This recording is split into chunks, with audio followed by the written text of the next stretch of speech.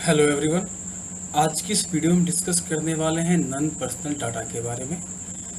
Ministry of electronics and information technology ने एक committee का गठन किया था जिसको हेड किया था कृष्ण गोपाल कृष्णन जी ने। और हाल में इस कमेटी ने अपनी एक ड्राफ्ट रिपोर्ट तैयार की कि कैसे नॉन पर्सनल डाटा को रेगुलेट किया जाए।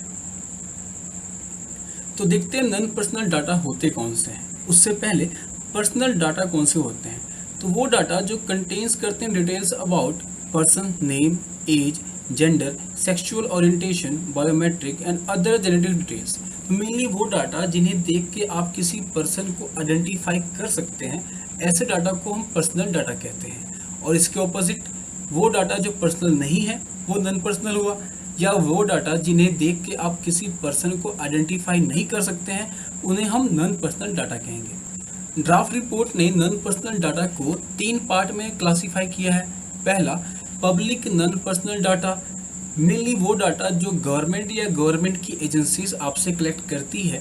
फॉर एग्जांपल सेंसस और टैक्स रिसीप्ट के टाइम में उस डाटा को हम पब्लिक नॉन पर्सनल डाटा कहते हैं। Second, community non personal data, any data identifies about a set of people who have either the same geographic location, religion, job or other common social interest। तो mainly वो data जो किसी group of people या उनके common interest को show करता है, ऐसे डाटा को कम्युनिटी नॉन पर्सनल डाटा कहते हैं। फॉर एग्जांपल टेलीकॉम कंपनीज और इलेक्ट्रिसिटी डिस्ट्रीब्यूशन कंपनीज जो डाटा आपसे लेती हैं उन डाटा को कम्युनिटी नॉन पर्सनल डाटा कहेंगे।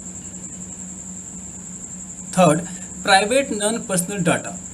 It can be defined as those which are produced by individual.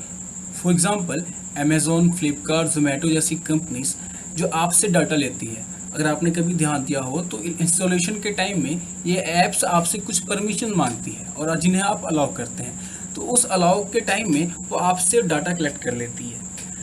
इस प्राइवेट नॉन पर्सनल डाटा को 2 पार्ट में डिवाइड किया गया है। First, sensitive non personal data, second, critical non personal data.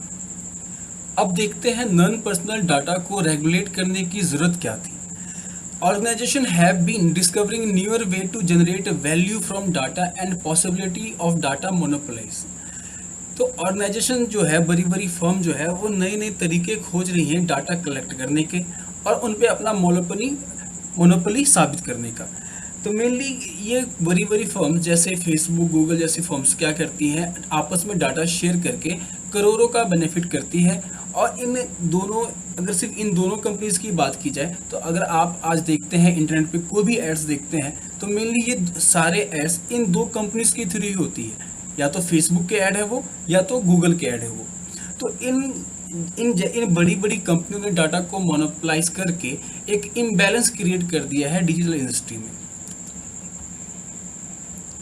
इसके अलावा government को भी इसके बढ़ते इंपॉर्टेंस को देख के रियलाइज हुआ कि इसे रेगुलेट करने की जरूरत है। Second, sensitivity of data.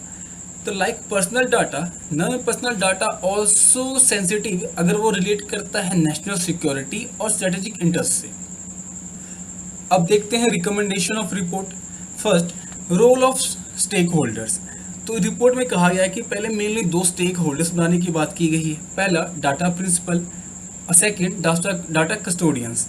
Data principal वो होगा या जिसके बारे में वो डाटा है या डाटा जिससे रिलेट करता है उसे डाटा प्रिंसिपल कहेंगे। मान लीजिए अगर मेरा डाटा है तो मैं डाटा प्रिंसिपल हुआ, और मेरा डाटा जो स्टोर कर रहा है वो डाटा कस्टोडियन हुआ। Second, it also enables communities or group of data principal to exercise their right through data trustee। एक डाटा ट्रस्टी की बनाने की बात की गई है जिसको एक्सरसाइज कौन करेगा? Group of principal. Third, requirement of consent. It recommends data custodians must take consent of the data principal at the time of collection of data. तो डाटा कस्टोडियन को रिकमेंड किया गया है कि आप डाटा कलेक्शन के टाइम पे हमेशा डाटा प्रिंसिपल का कंसेंट लोगे। Fourth, localisation of data. तो रिपोर्ट सजेस्ट किया गया है कि सेंसिटिव नॉन पर्सनल डाटा को अपने ही कंट्री में लोकलाइज स्टोर करने का, जिसे डाटा लोकलाइजेशन भी कहते हैं। Fifth point, recommend establishment of data space, data trust and cloud innovation lab and research centre. अपने कंट्रीज में इस चीज़ को लाने से पहले डाटा ट्रस्ट या इनोवेशन और रिसर्च करने की ज़रूरत है, इसके लिए रिसर्च सेंटर्स बनाने की बात की गई है। सबसे इम्पॉर्टेंट रिकमेंडेशन, एक नॉन पर्सनल डाटा अथॉरिटी बनाने की बात की गई है, to be created for the collection, processing and storage and sharing of non personal data. Non personal data authority क्या करेगा? कलेक्ट करेगा, प्रोसेस करेगा और स्टोरेज और शेयर भी करेगा। NPDA will be responsible for regulating data principal, data custodian, data trustee and data trust. NPDA regulate करेगा data principal को, डाटा कस्टोडियन को, डाटा ट्रस्टी और डाटा ट्रस्ट सबको।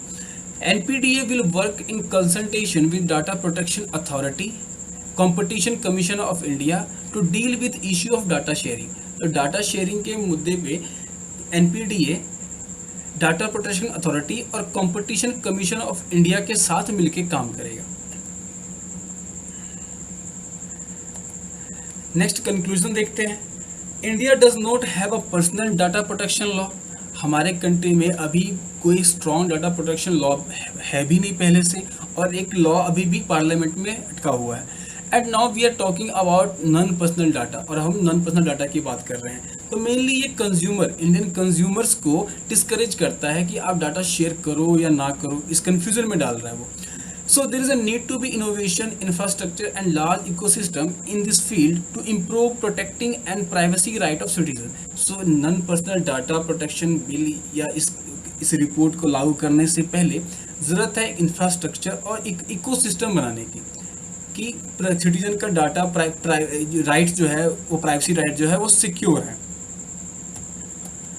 So thank you for watching this. और ये रहे कुछ references, अगर आप ज़्यादा और पढ़ना चाहते हैं तो आप इस लिंक पे जाके और पढ़ सकते हैं। तो thank you for watching this. Till then take care of your health, be happy, thank you.